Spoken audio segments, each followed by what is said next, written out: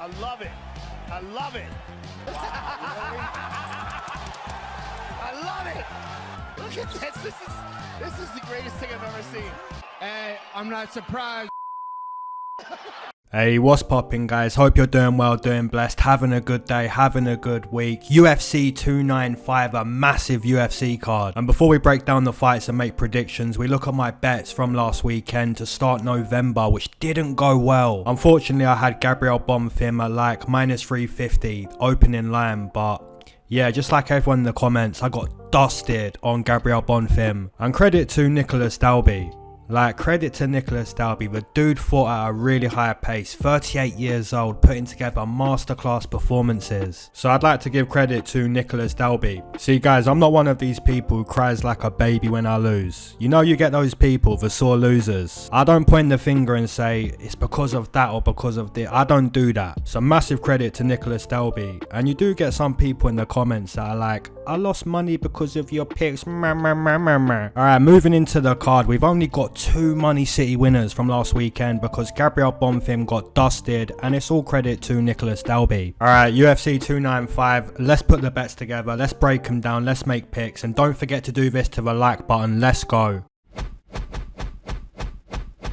Alright, first matchup on this card, we've got Denis Buzukja taking on Jamall Emmers. So the last time we saw Denis Buzukja compete, it was against Sean Woodson on really short notice. Now, he didn't win that matchup, but he did show toughness to remain in that fight. Not only to show toughness, but to show toughness against somebody that's got the physical advantage, the boxing advantage, the speed advantage, and the experience. So credit to Buzukja, despite losing the matchup, it's still good experience. Now, Jamall Emmers also lost his last fight, which was against Jack Jenkins.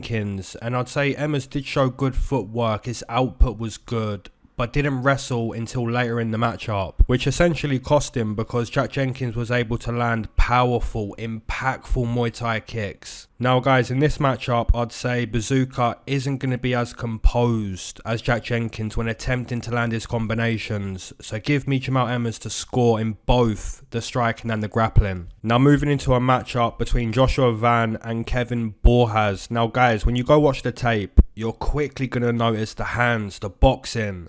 It's good. It's good for Joshua Van. It's good for Kev, the new homie from Peru, Peruvian Kev. I think he showed to be really effective with the striking on the contender. The way he was ripping to the body, the 1-2s, the jab, the counter hooks. All of Peruvian Kev's combinations and techniques showed to cause some nice damage against the Brazilian grappler. Now guys, Joshua Van's not a grappler, so Kev won't be dealing with the same type of challenge that he faced on the contender. Joshua Van did show to be a pretty decent boxer in his UFC debut against Algasu Magulov. So the boxing between Peruvian Kev and Joshua Van is going to be highly entertaining to watch. I'm going to side with the nearly plus 200 underdog Peruvian Kev. Both of these fighters are going to find success with their boxing, but I think it's going to be Borjas that mixes up the attacks a little bit better. He'll rip to the body, stay active with the jab. And guys, Joshua Van's only 22 years old, so if he loses the matchup, it's not the end of the world. His constant forward pressure against Algas was noticeable, so maybe he can use that to break Kev the longer the matchup goes, but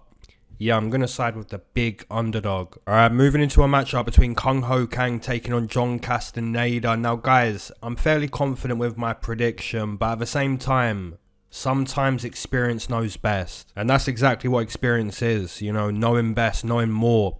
The experienced fighter is Kang, a black belt in jiu-jitsu with some sharp hands. Now the opponent, John Castaneda, is a UFC fighter who I've been quite impressed with, you know, testing himself against Nathaniel Wood, Eddie Wineland, Miles Johns, Daniel Santos, Muin Gafarov. There's no easy matchups in the UFC, and the resume of John Castaneda would so far prove that. You could say Eddie Wineland was an easy matchup, but I actually remember quite a few people siding with Eddie Wineland, which is kind of funny. Now guys, Castaneda's boxing is solid, his toughness is good, the grappling's good. Not that he should test his grappling against the jiu-jitsu black belt Kang, but if this fight was to remain on the feet, I'd expect Castaneda to challenge Kang.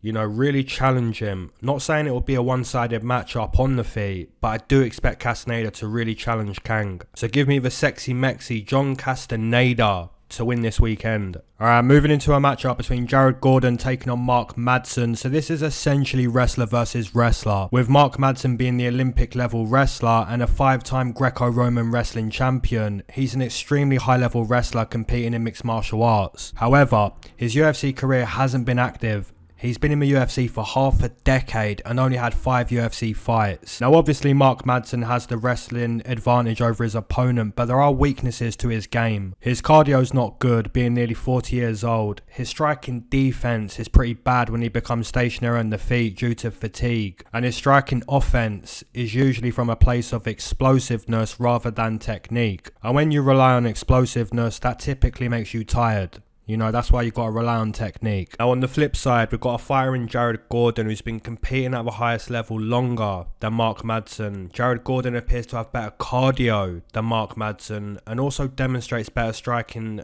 defense and offense. Jared Gordon is a seasoned mixed martial artist that can cause problems for Mark Madsen pretty much anywhere the matchup goes, you know, striking and grappling. Jared Gordon is a brown belt in jiu-jitsu, so even if the matchup goes to the mat, because Madsen's a really good wrestler, he's going to bring Gordon to the mat. Even if that does happen, Gordon's got the jiu-jitsu. And if the matchup stays on the feet, Gordon's got some nice tight boxing combinations, you know, land the calf kick, work the body. Essentially prove he's a better mixed martial artist. So give me Flash Jared Gordon to win the matchup this weekend against the Olympian. Alright, moving into a matchup between Nazim Sadykhov taking on Slava Claus, and what an unbelievable striking matchup we've got. Such a difficult prediction to make. Nazim Sadykhov did cash for me at like -140 against McKinney, just completely dusted McKinney. And Slava cashed me at like -160 against Machete, dusted Machete. I love the striking of both these fighters in this matchup.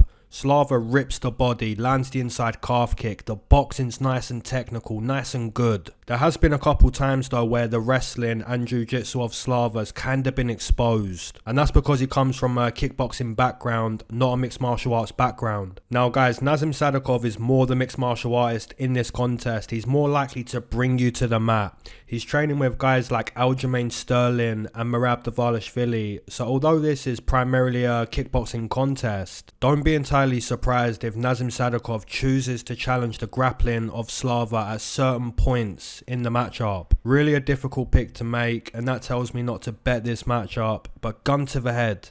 Gun to the head. Give me Nazim Sadykhov to potentially show defensive improvements, potentially to land bigger strikes, potentially to bring the fight to the mat. Give me Nazim Sadykhov potentially to win the matchup. Alright, moving into a matchup between Mateusz Rabecki taking on Roosevelt Roberts. And no need to think too much about this matchup, guys. Rabecki's looked like an absolute monster. The wrestling, the jiu-jitsu, the ground and pound, the ability to break the opponent. And on the flip side, you've got Roberts that couldn't even get past Austin Hubbard on the Ultimate Fighter, which kind of says it all. Roberts does have decent striking, but more than likely Rabecki is able to get Roberts to the mat. And from there, it's get dusted city. So give me Rabecki inside the distance with a ground and pound stoppage or a submission. Moving into a matchup between Baby Shark Tabafericci taking on Loopy Godinez. Unbelievable matchmaking. Both these fighters are on the rise. The UFC matchmakers have essentially said, look, we want to know who's more deserving of being promoted, and that's exactly what we're going to find out this weekend with a matchup between Tabafericci and Loopy Godinez. Now, Tabafericci is a black belt in jiu-jitsu, a high-level judo practitioner, and her Muay Thai kicks are pretty good. She always keeps her feet moving, never a stationary target for the opponent. However, there is one weakness that I have noticed with Tabafericci. If you watch her striking, her head movement's not that good. She'll land her punches and her head will kind of stay on the center line. She doesn't move her head too much, but she does move her feet. Her feet are always moving, and it hasn't exactly been exposed yet. But I do think it will be exposed in the future. You know, the head movement's got to improve. Now on the flip side, we've got Loopy Godinez, a wrestler that can box. She uses a nice high guard when pressing forward. So defense before offense for Loopy Godinez. She completely dusted Elise Reed in her last matchup in both the striking and the grappling. Extremely satisfying to watch because Elise Reed has never been good enough for the UFC. Now guys, this matchup does seem pretty close to 50-50. Ricci could judo throw Loopy to the mat and secure some top control, you know, get the jiu-jitsu going. The striking should be pretty close with Godinez having the sharper boxing, but Ricci having the sharper footwork, speed and Muay Thai kicks. I believe it's another gun to the head prediction.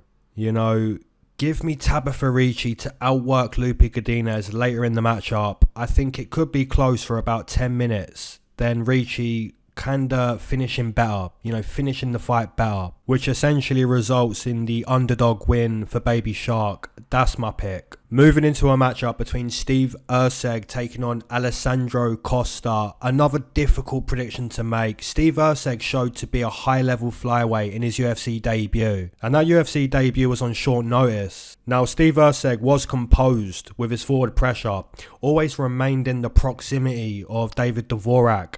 So I'm assuming he's going to attempt the same thing here against Costa. However, the calf kicks of Costa, they're so damaging, so nasty. Super damaging weapons for Costa. So that's going to cause problems for Steve Erceg. Steve Erceg is going to press forward, and as he presses forward, there's nasty low kicks waiting to be landed from Costa. So that's the weapon that Costa's really going to use over and over again in order to dismantle Steve Erceg, and I think he could do it. It's a difficult prediction to make, but I'm going to side with the underdog, Alessandro Costa. If you waited to smoke with me, amen. You've been smoking this whole time, double amen. If you're not a smoker but you enjoy the smoke breaks, it's always been a triple amen, gang. Let's go. Now guys, obviously a few things I want to mention from Brazil. How has the main event gone 25 minutes? How has it got... Guys, someone tell me. Someone tell me. But yeah, the actual reason why the main event's gone 25, Almeida's got this say no to violence policy. He's just doing jiu-jitsu. And it's kind of funny because fight to go the distance must have been like plus, I don't know, plus something mad. Something mad. And it's gone 25. Like, Almeida's not going to ground and pound Derek Lewis, and Derek Lewis is just surviving submission attempts for 25 minutes. Oh my goodness. And guys, obviously Nicholas Dalby to fight at that pace, to set that pace, you know, staying in the fight and remaining to fight at a high pace, and gets his reward, dusted him in Brazil. Madness. And guys, to be honest, you can give credit to like every single fighter. Like, there's so many performances to give credit to, but one performance that really stood out, Vitor Petrino. That guy's getting better. That guy's already got stopping power. That guy's already good, but he's getting better. That performance, so composed. And guys, I'd like to say, a fight between Eduardo Mora and Ruiz, that fight was illegal. That fight was illegal. Come on. Alright guys, let's go. Moving into a matchup between Diego Lopes taking on Pat Sabatini, essentially grappler versus grappler, but the difference is Diego Lopes is more of a jiu-jitsu player and Pat Sabatini is more of a wrestler. And Pat Sabatini does have a black belt in jiu-jitsu, but I'm not sure he wants to test his jiu-jitsu against the jiu-jitsu of Diego Lopes. And guys, if the matchup was to remain on the feet, if it was to remain in the kickboxing, I'd have to say Pat Sabatini's never really shown to be a good striker. Not that Diego Lopes is a striker, but Diego Lopes does hit pretty hard still. It seems like a good matchup for Diego Lopes, just because if Sabatini wrestles, which he probably has to wrestle because he can't strike, this means Diego Lopes has the opportunity to throw up arm bars, triangles, or even wrap the neck of Pat Sabatini on the way to the mat. It seems like the UFC is forcing Pat Sabatini to wrestle with an elite jiu-jitsu player. And if he doesn't wrestle, like I said, the striking's never shown to be good.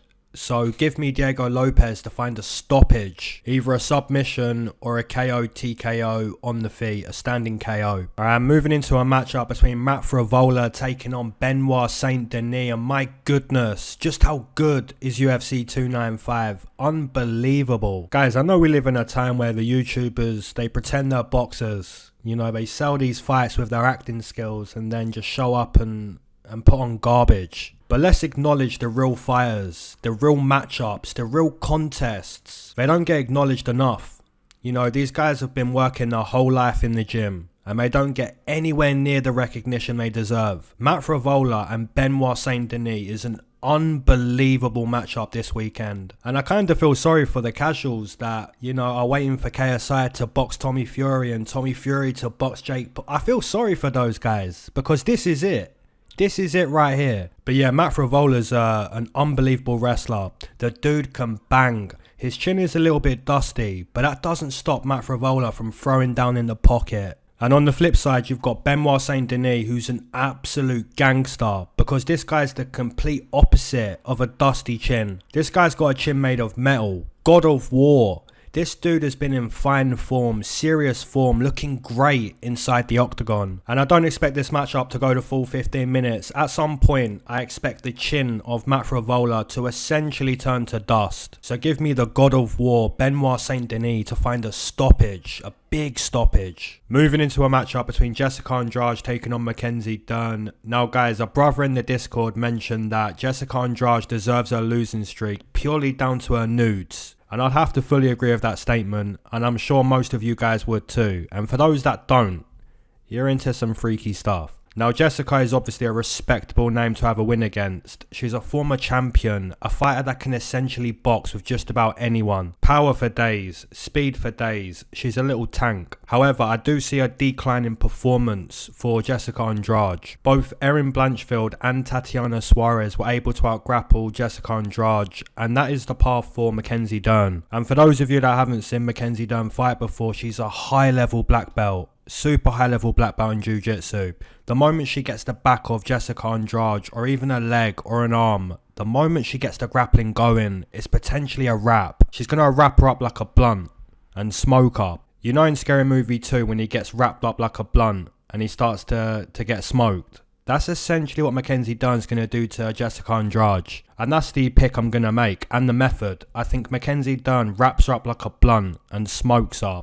Dusted. Alright, moving into the co-main event, we've got Sergei Pavlovich taking on Tom Aspinall. Absolute madness. My goodness gracious, absolute madness. Now guys, Pavlovich arguably has some of the most devastating boxing in the heavyweight division. His boxing speed is insane. Just watch how quick the hands of Pavlovich are. Then you'll truly realise why he's getting all these round one stoppages. Guys, it's not only the power, it's the speed. Speed kills. And on the flip side, you've got Tommy Aspinall, who's a quality striker, sharp boxing, beautiful Muay Thai kicks. And most importantly, in this matchup, a black belt in jiu-jitsu. And I say it's most important with this matchup because Pavlovich got completely dusted in his UFC debut on the mat. Once the fight hit the mat, he looked like a fish out of water. So imagine if Tom Aspinall does get a takedown, the fight potentially is a mismatch on the mat. However guys, this was years ago that Pavlovich was dusted on the mat by Alistair Overeem. So there's a chance he could have made massive improvements in his ground game. But that's just an assumption. I haven't seen it. We haven't seen it. So there's also a chance that if we do go to the mat, don't be surprised if the lifelong grappler in Tom Aspinall completely destroys Sergei Pavlovich. Guys, for me obviously being English, I'm going to side with Tom Aspinall. I didn't do that in his fight against Curtis Blades, but we didn't even get a match up there. We didn't even get a fight. But yeah, I'm going to side with Tom Aspinall. I do like the striking, I do like the kicks, I do like the speed, the agility, I like it all. But what I like the most is the jiu-jitsu, especially in this matchup, because we've seen Pavlovich get dusted down there. We've seen him get dusted on the mat, and if Tom Aspinall gets that takedown, it's potentially an easy fight. So give me Tom Aspinall to get it done in New York this weekend with a stoppage on the mat. Let's go. And guys, here's some live pictures of the English fans this weekend when Tom Aspinall rocks up to New York and breaks the Russian beast. He'll break him. Here's some live pictures.